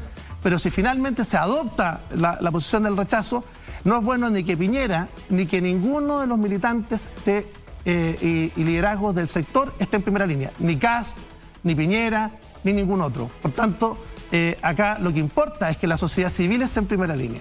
Y te quiero contar que Renovación Nacional y nosotros en particular nos hemos desplegado de Arica a Magallanes. Nos hemos reunido con más de 1000 organizaciones de la sociedad civil. Y te quiero señalar lo siguiente, que hoy día hemos estado en una labor más bien de pedagogía del impacto que tiene en la vida de las personas, en la vida cotidiana de las personas, las normas que han sido aprobadas por la Convención. Por ejemplo, en el derecho a elegir cuál es el sistema de salud. Por ejemplo, en materia del derecho a la educación. Por ejemplo, en materia agrícola, que se prohíban los monocultivos. ¿Usted sabe qué impacto tiene eso en el pequeño agricultor del Maule o en el pequeño agricultor de Aysén? O el tema que dice relación con la prohibición del uso de fertilizantes. Pero quiero decirle que tenemos una constitución que está bajada a nivel reglamentario y que no es una constitución que uno podría decir que regula los derechos y los deberes de los ciudadanos y la relación con el Estado y las funciones de los órganos del Estado. No, ha bajado a nivel reglamentario. Entonces yo creo que se equivoca la Convención cuando aspira a ser una casa de todos, que finalmente termine regulando los temas a nivel reglamentario, ni siquiera legal, a nivel reglamentario. Y yo creo que hay una preocupación muy consistente. ¿Hay una tendencia a un rechazo eventualmente en su partido o hay muchos sectores abiertos a un apruebo, aunque tengan algunas objeciones? Mira, Alejandro, lo que sí va a ocurrir es que Renovación Nacional no va a dejar libertad de acción. Nosotros vamos a tomar una decisión y esa decisión va a ser del partido, en conjunto, no como ocurrió en el... Mario Desbordes dijo que votaba por rechazo, ¿eh? Sí, claro. Sí. Oye, vamos a seguir hablando de eso y mucho más. Y también vamos a hablar de salud, porque esta semana hubo muchas novedades en la convención, en la nueva constitución, acerca de salud, que es su tema. Usted es presidente de la Comisión de Salud del Senado. Seguimos conversando aquí con Francisco Chaguán. Espérenos brevemente, ya estamos de vuelta en Pauta Libre. Y estamos de vuelta aquí en Pauta Libre. Seguimos conversando con el senador y presidente de Renovación Nacional, Francisco Chaguán. Démosle un respiro un rato. Usted, yo creo que se ha manejado muy bien. Sí. Tiene la frescura. Es que es árabe. No me haga bailar árabe de nuevo como lo hizo Freddy en su programa. Quiere sacarlo a bailar, pero... Ahora mi única duda es si Freddy logró soltar o no la cintura. Ay, no, yo le hago mal al rock. Metal. Senador nos trajo... Es complejo. ¿Sí? Sí, no, pero eso también dice relación con el encanto y con la seducción, ¿no? Sí. Me imagino. Senador, nos trajo un regalo, porque usted pertenece también a la comisión. Sí, yo soy presidente también de la comisión. Soy presidente de la comisión, tanto de la comisión de desafíos de presidencia tiene su cuerpo. De baile y... También, ¿no? Tiene harta presidencia en su cuerpo, de salud, de trabajo intenso. Yo trabajo 16, 17 horas diarias, así que trabajo muchísimo. A ver, usted tiene un libro que me interesa. Sí, a ver, Chile tiene futuro de sus territorios. Y este tema se relaciona muchísimo también con el trabajo que hicimos con Alejandro durante mucho tiempo, que es la única manera de devolver la confianza de los chilenos en la política y en el propio proyecto colectivo de nación es que acercamos las tomas de decisiones a las personas. Y eso hizo relación con los procesos descentralizadores. Y acá lo que hicimos en este libro es que de manera, yo diría, inédita, logramos que 600 científicos y académicos en 15 comisiones temáticas pensaran Chile y proyectaran Chile para los próximos 40 años. Trabajaron durante 3 años de manera totalmente gratuita y logramos de acá sacar lo que se constituyó en la Política Nacional de Inteligencia Artificial, en la Política Nacional Aeroespacial, en la Política Nacional de Hidrógeno Verde, en las bases de la minería verde, en un trabajo que es tan poco conocido por la opinión pública, porque lo que importa es el presentismo. Entonces nosotros queremos salirnos del presentismo, aunque sea unos minutos, para volver a hacer soñar a los chilenos, devolverle la esperanza a los chilenos. Y lo que hicimos en este libro, que trabajamos junto con Guido Girardi, junto con Carolina Goch, junto con Alfonso Urresti, junto con Juan Antonio Coloma, y junto a los 600 profesionales que nos acompañaron en este esfuerzo, es decirle a Chile, mire, acá están las bases para construir el futuro. Pero estamos viviendo una sociedad... es una mirada de Chile desde los territorios. Desde los territorios. Desde las regiones. Y esto es muy importante. No es de Santiago, porque siempre acá se dice que Chile se le mira desde arriba, y arriba se entiende Santiago y el resto del país. Y ha habido un esfuerzo, yo destaco la labor de Pancho Chaguán, con esa bancada regionalista que cruzó porque habíamos senadores que éramos regionalistas de todos los sectores políticos y habían centralistas de todos los sectores políticos. Esos son temas nuevos de un país distinto, un país que está cambiando y donde aparecen nuevos temas, y por lo tanto la aproximación no es tanto derecha-izquierda. Yo creo que hay más aspiración ciudadana versus una élite de la que desconfía, y esa ciudadanía está muy asentada en los territorios. Entonces yo creo destacar eso, porque de verdad, Pancho, estuvimos juntos. Estuvimos liderando juntos con Alejandro, estuvimos liderando la bancada regionalista, que vuelvo a insistir, es transversal. ¿Y por qué es tan importante esto? Mira, los países que han dado el salto cuantitativa y cualitativamente al desarrollo son aquellos países que, primero, han acercado las tomas de decisión a las personas, han logrado un proceso descentralizador. Mira, Corea del Sur, en la década del 80 tenía el mismo diagnóstico de nuestro país: altamente concentrada la riqueza, altamente concentrada la población, altamente concentrado el poder en una sola metrópoli, y abordó un ejercicio de un modelo policéntrico, donde desarrolló el potencial de los territorios, donde generó masa crítica en los territorios para poder conducir los propios procesos en sus respectivas regiones, y apostó por innovación, ciencia, tecnología y conocimiento. Corea del Sur invierte 4,6% del PIB en innovación, ciencia, tecnología y conocimiento. Chile invierte el 0,46% del PIB. Muy poquito. Tengo una pregunta a propósito de eso, Francisco. Sí, Freddy. Lo que pasa es que una de las cosas importantes que trae nuestra nueva Constitución es precisamente la regionalización, ¿no? Eliminar el centralismo de una vez por todas.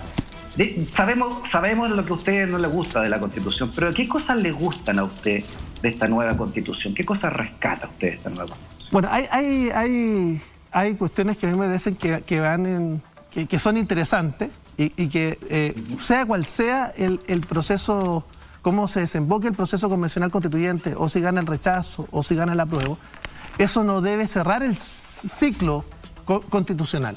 Y quiero decirlo de manera muy responsable. Yo creo que efectivamente la actual Constitución cumplió un ciclo político y creemos que hay que recomponer el pacto social. Y hay iniciativas que fueron presentadas antes, que están en el Parlamento de reforma constitucional, y también hay algunas que, por supuesto, han sido materia de indicaciones y que han sido aprobadas y que están en el texto. Yo, por ejemplo, soy partidario del reconocimiento constitucional de los pueblos originarios, proyecto de ley que está, de reforma constitucional, de mi autoría, que está en la... Ley de rentas regionales. Ley de rentas regionales, sí. Por eso, de esta Constitución, pero no me responda de nuevo como los fenicios. No, yo no le respondo como los fenicios.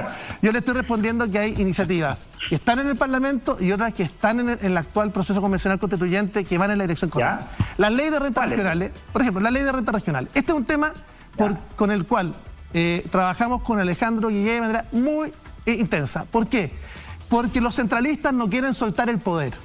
Porque los que habitan en las 4 comunas de la región metropolitana, que son transversales en el espectro político, finalmente no sueltan el poder y finalmente no reparten los ingresos que generan los propios territorios. Yo le quiero decir a Freddy, ¿qué ha dejado el cobre en Calama?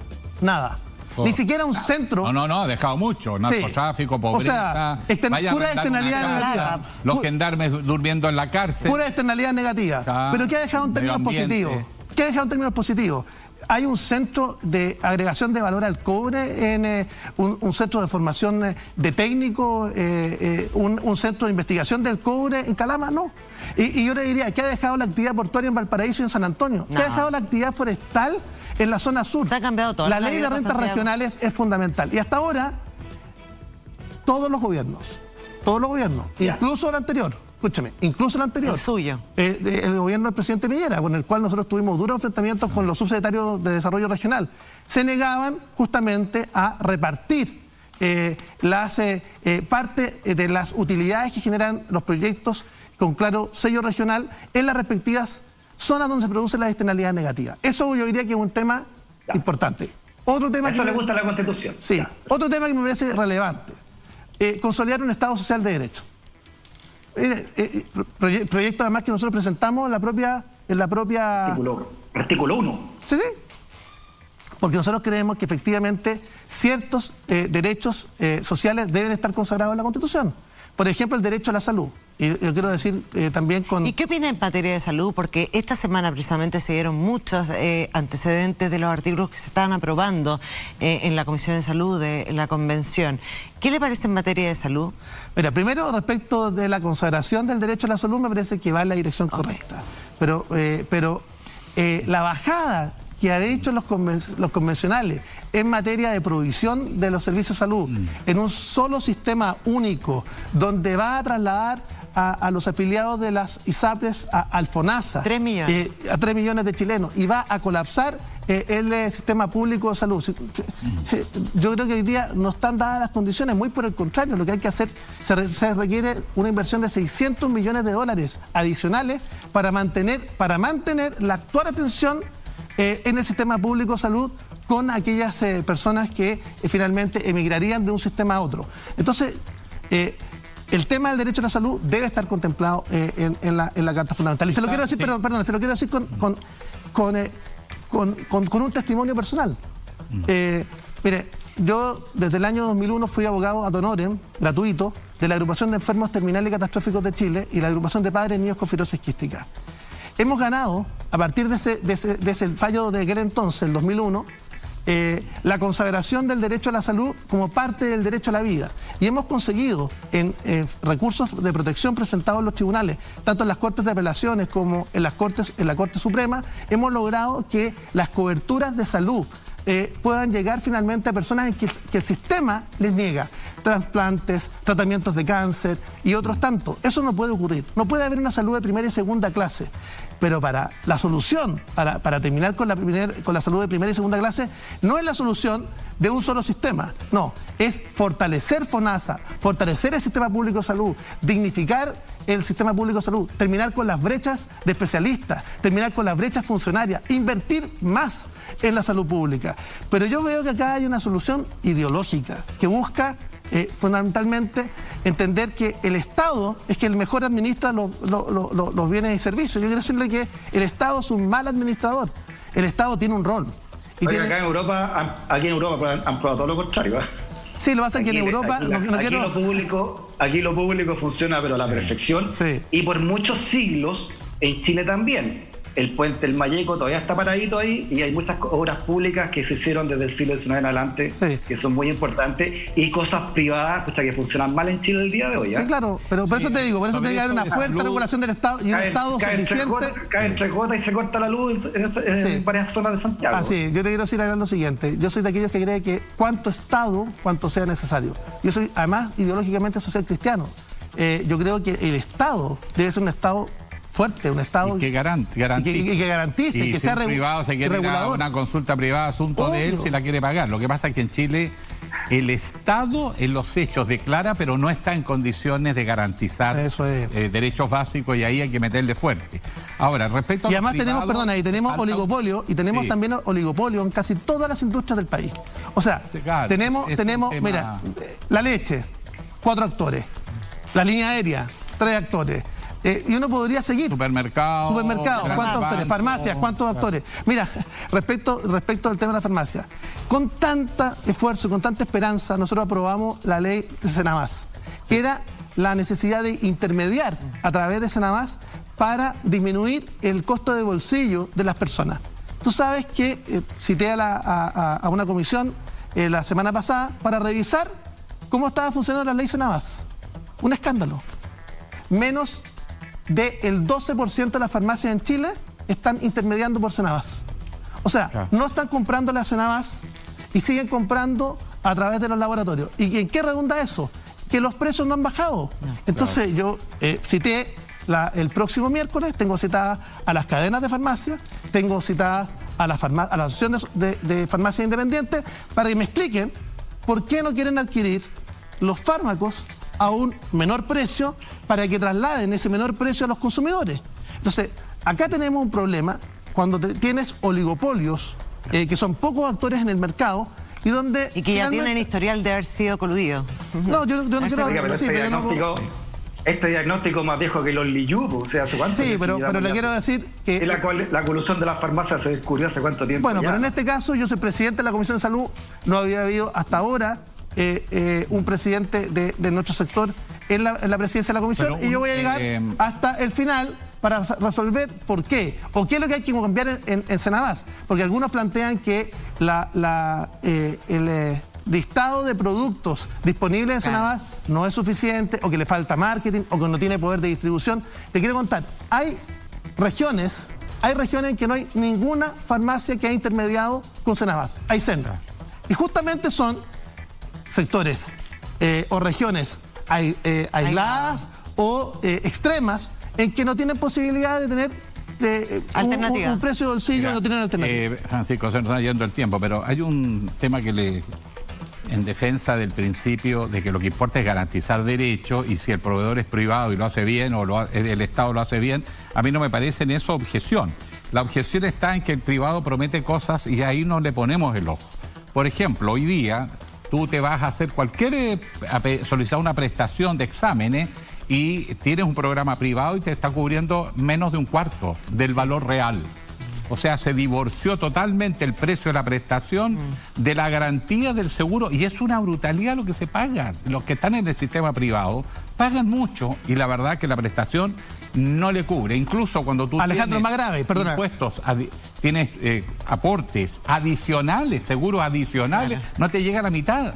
Entonces es un fracaso del sistema privado. Eso hay que revisarlo para que tenga efecto. Pero ¿cuántas de esas personas que se atienden en el sector privado están dispuestas, como dice el señor Chaguán, a irse de un día para otro al sistema público, que ya sabemos que está colapsado hoy? Imagínate 3 millones de personas más. Pero además hay un dato adicional que plantea... Depende, como diría un economista, depende. Depende de la plata que se le ponga.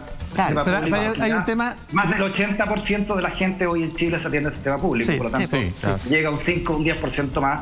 Pero hay un tema que plantea Alejandro. Ojalá que llegue el que no lo quiero dejar pasar. Hay un proyecto de ley también de mi autoría que está en el Parlamento hace muchísimo tiempo, que ahora también lo voy a poner en discusión y espero incorporarlo dentro de la reforma del sistema privado de salud, que establece un comparador de precio de prestaciones. Tú sabes que cuando tú llegas a una clínica o a un prestador, no tienes cómo comparar un mismo examen en distintas clínicas privadas. No tienes cómo hacerlo. Finalmente, tenemos un problema porque el paciente se encuentra con la sorpresa al momento del pago. Porque no sabes finalmente cuánto cubre tu plan. Porque tenemos una cantidad de planes, mira, más de 1.700 planes distintos. Dicen, cubre el 80%. ¿80% de qué? Sí. Bueno. Y después te das cuenta que no te cubre los que es un verdadero contrato de la prestación. Entonces, que por lo menos yo me comprometo como presidente de la Comisión de Salud. Voy a terminar con las distorsiones que hay en el sistema privado de salud. Primero, término de las preexistencias, término de las tablas de factores y término de la alza unitaria en los planes de salud. El próximo martes. El próximo martes comienza la discusión. Un nuevo Chile comienza a construir. Senador, le queremos agradecer que no haya... menos vociferante, pero hacer la pega. Y por lo menos conmigo tienen la garantía de que la pega se va a hacer. Senador, muchas gracias por habernos acompañado esta noche y también queremos despedir a Freddy, a nuestro compañero que está allá desde Alemania. Y la próxima semana tarea... Están esperando una cerveza y un... Sí, así veo. Además con el cambio horario, espérate, además con el cambio horario... 6 horas más, o sea, está amaneciendo. Freddy, tarea, porque sé que llevas poquitos días ya instalado en Alemania, pero para los próximos días tienes que reportarnos un poco más de lo que pasa allá. Sí. Y de todo, y contarnos, po. Les voy a contar, sí, por supuesto. Pero creo que podríamos... En Alemania, como lo hacíamos los rockeros, los viejos tiempos. Chao, Freddy, nos vemos el próximo domingo. Senador, muchas gracias por habernos acompañado. Alejandro, hasta una próxima oportunidad también. Muchas gracias, igualmente. Compañero, hasta una próxima oportunidad. Este buen equipo, cuando te invita yo vengo. Este es un equipo de lujo, ya. No, serio, nos vemos el próximo domingo en Pauta Libre.